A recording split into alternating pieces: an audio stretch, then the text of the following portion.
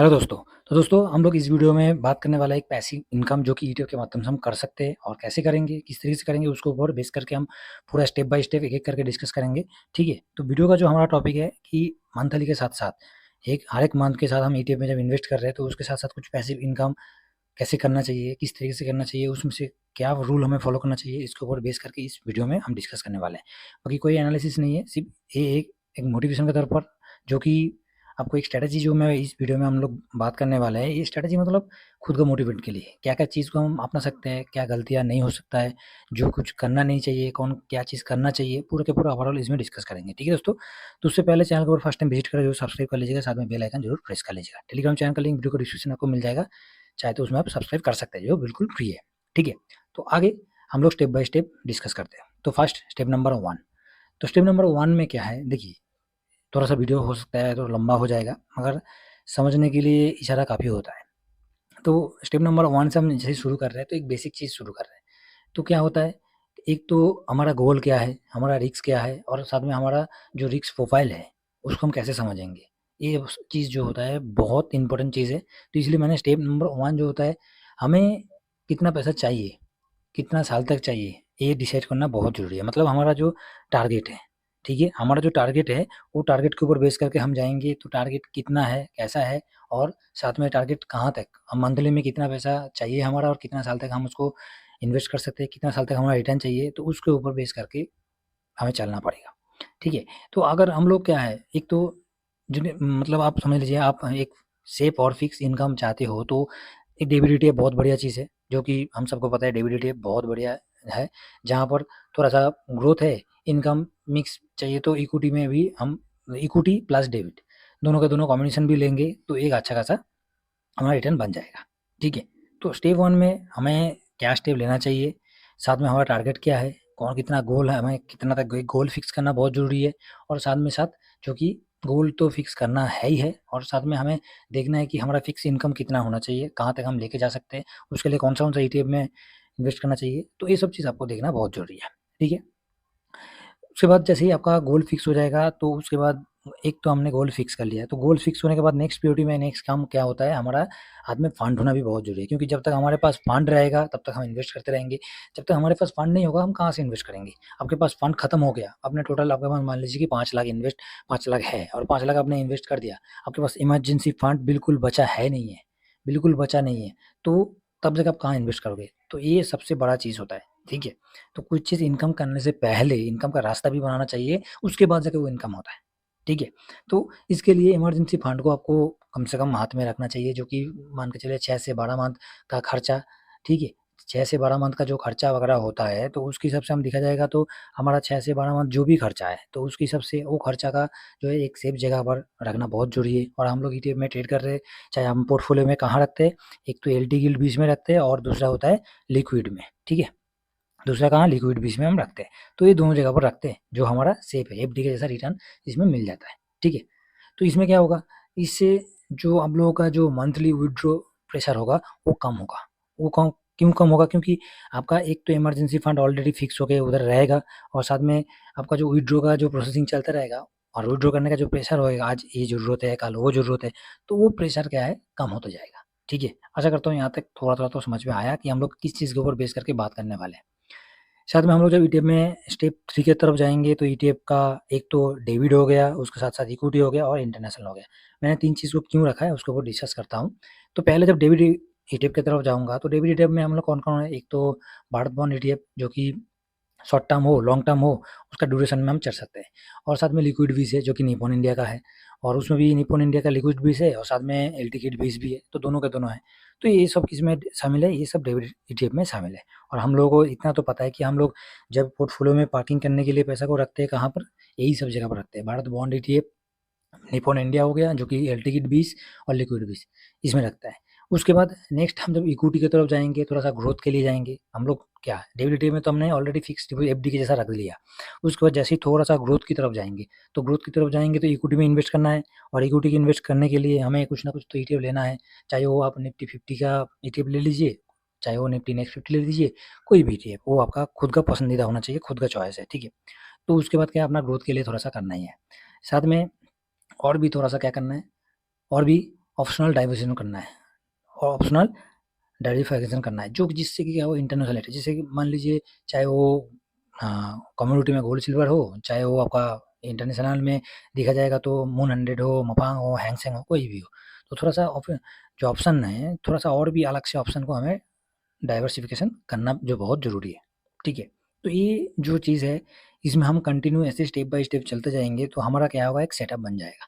कैसे सेटअप बनेगा, तो उसके बाद नेक्स्ट में जो सेटअप बनने वाला है स्टेप 4 में आपको दिखाई देगा इसका, एक तो कैश इनकम और ग्रोथ, ठीक है।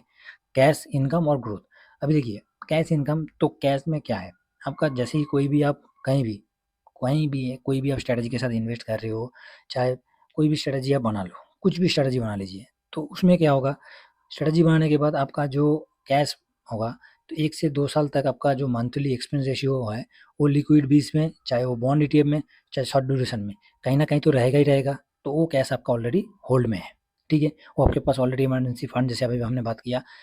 नेक्स्ट जब इनकम की तरफ जाएँगे, तो 1 से 2 साल तक तो हमने ऑलरेडी उसको एफडी के माफिक रख दिया है। उसके बाद दूसरा जैसे जाएँगे इनकम की तरफ, तो इनकम में क्या हो रहा है, 3 से 5 साल के लिए हम भारत बॉन्ड मीडियम ड्यूरेशन भी रख सकते हैं उसको। एक तो शॉर्ट टर्म के साथ था, उसके साथ-साथ हम लॉन्ग टर्म पे चलेंगे।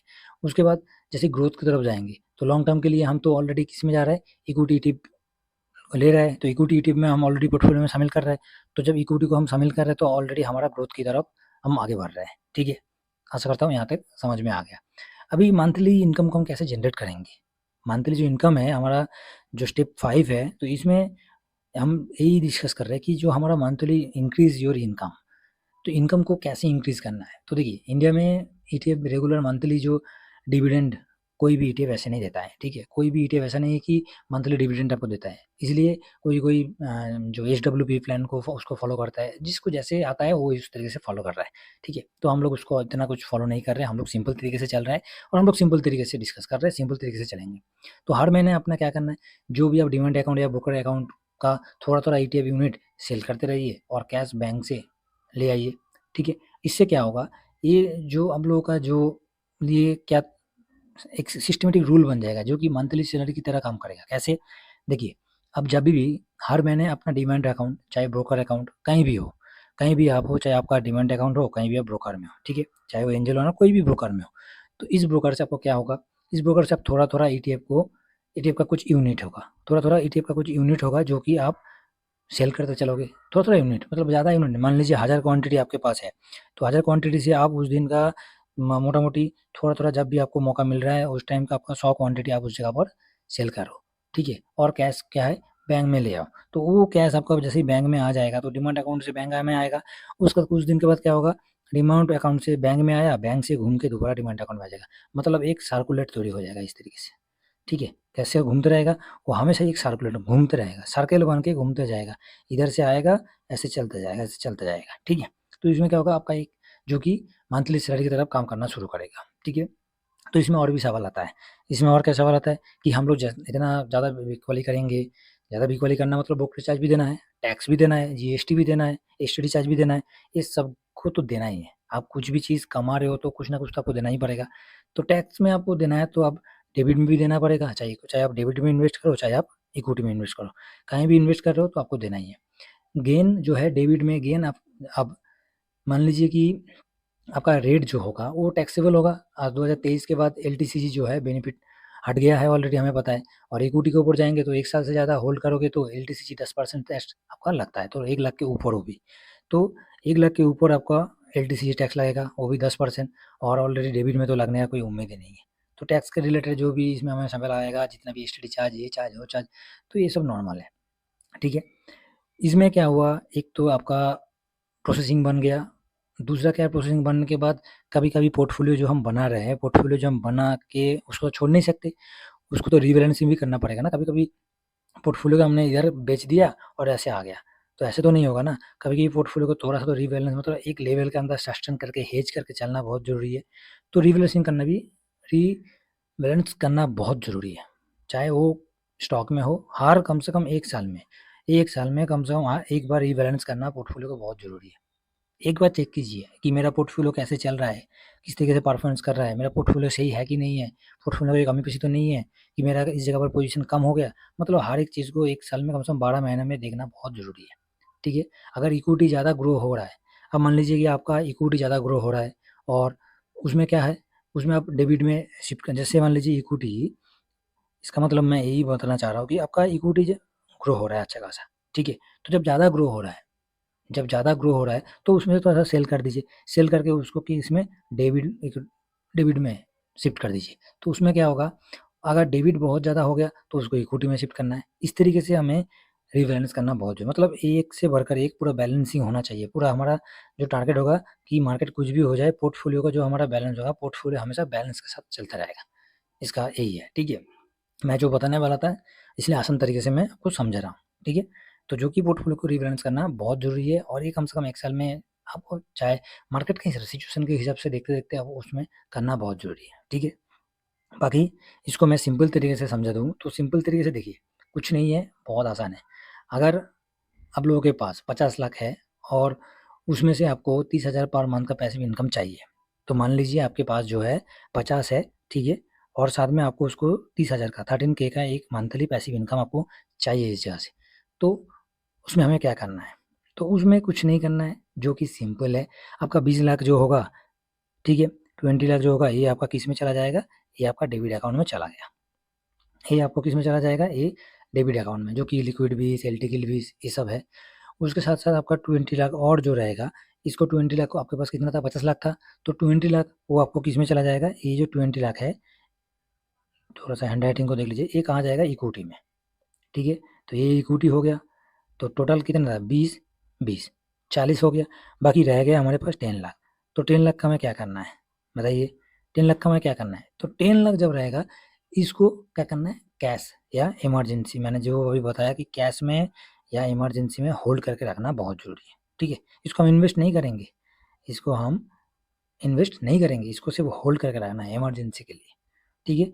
तो आपके पास 50 था, 50 को आपको मंथली वाला सैलरी चाहिए 30,000, तो उसके लिए हमें कहाँ-कहाँ कितना किया? फिर क्या होगा, हर मंथ आपका ब्रोकर से यूनिट सेल करके और 30 के निकाल लो, जिसमें क्या होगा, जैसे कि एचडब्ल्यू प्लान जिसको बोला जाता है, एक एचडब्ल्यू, एक सिस्टमैटिक आपको विथड्रॉ प्लानिंग बनाना है, ठीक है? और कुछ नहीं है, एक सिस्टमैटिक विथड्रॉ प्लानिंग बनाने से आपका जो सिस्टमैटिक विथड्रॉ प्लान जो है, ये जो इतना बढ़िया स्टाइल है और इतना बढ़िया तरीके से इसमें काम करता है, तो आप मंथली आपका रोटेट इस तरीके से होता रहेगा, जिससे कि आपको खुद को एहसास हो जाएगा कि मेरा कहाँ पैसा जा रहा है और मैंने को किस तरीके से इसमें रिटर्न कमाना है और किस तरीके से मेरे को निकालना है, ठीक है? और यही चीज़ आप कंटिन्यू करते-करते, चाहे एसडब्ल्यू में कर कीजिए, बाय नॉर्मली कीजिए, तो क्या होगा, मैंने पहले आपको 120 मंथ जो है, अब मान लीजिए 10 साल के लिए व्यू लेके चल रहा है, ठीक है? 10 इयर्स का व्यू लेके आप चल रहा है कि 10 इयर्स व्यू में मेरे को अच्छा खासा एक प्रॉफ़िट बनाना है और साथ में मेरे को जो मंथली वाला काम सैलरी है, उसको भी करना है। तो डिटेल्स, जैसे ही आप कुछ भी चीज़ करने जाओगे तो उसको लिए आपको हमेशा क्या करना है, देखिए, एक तो डेबिट फंड जो है, इसको फर्स्ट में जो डेबिट फंड है इसको रखना बहुत ज़रूरी है, ठीक है? ये हमेशा ही होना चाहिए। दूसरा, आप इक्विटी में कर रहे हो तो इक्विटी, ये भी ठीक है। अब इक्विटी में कौन-सा ईटीएफ में करना है, किस मतलब कौन-सा ईटीएफ सही है, कौन-सा ईटीएफ नहीं है, वो अलग बात है। उसके बाद जो कि इक्विटी हो गया, डेबिट हो गया, ठीक है? और साथ में क्या करना है, कैश वैल्यू जो कि हमें बहुत ज़रूरी है, और इमरजेंसी फंड जिसको हम बोलते हैं। तो ये 3 चीज़ हो गया। चौथा में क्या है, इसका टोटल जो पोर्टफोलियो है, वो हमारा मेन बेस होगा, और इस तरीके से हम करेंगे तो हमारा जो पोर्टफोलियो के साथ जो मंथली का जो पैसिव इनकम का, जब भी हम सोचेंगे व पैसिव इनकम करना चाहेंगे, तो एक आसान तरीके से दोस्तों हम कर पाएँगे। ठीक है दोस्तों? तो आशा करता हूँ इस वीडियो में हमने जो चीज़ डिस्कस करने वाला था और जो चीज़ मैंने डिस्कस किया कि मंथली वाला जो कि किस तरीके से करना चाहिए, और मंथली का हम कोई भी मतलब मंथली का जो एक इनकम का स्ट्रैटेजी ईटीएफ के ऊपर, ठीक है, बेस करके ईटीएफ के ऊपर, तो कैसे वो होता है, किस तरीके से करने से हमें कर पाएँगे और किस तरीके से करना से कम से कम एक हम सिस्टमैटिक प्लान के साथ-साथ देखिए, चाहे कुछ भी आपका जो स्ट्रैटेजी है, तो उसके ऊपर बेस करके मेरा ये वीडियो में हमने एक्सप्लेन किया कि आसान तरीके से कर सकते हैं, ठीक है? तो वीडियो पसंद आए वीडियो को लाइक कर दीजिएगा, बाकी चैनल के ऊपर फर्स्ट टाइम विजिट करें, सब्सक्राइब कर दीजिए, साथ में ज़रूर शेयर कर दीजिएगा, ठीक है? चलिए नेक्स्ट वीडियो में मिलते हैं। Thank you very much. जय हिंद, जय भारत।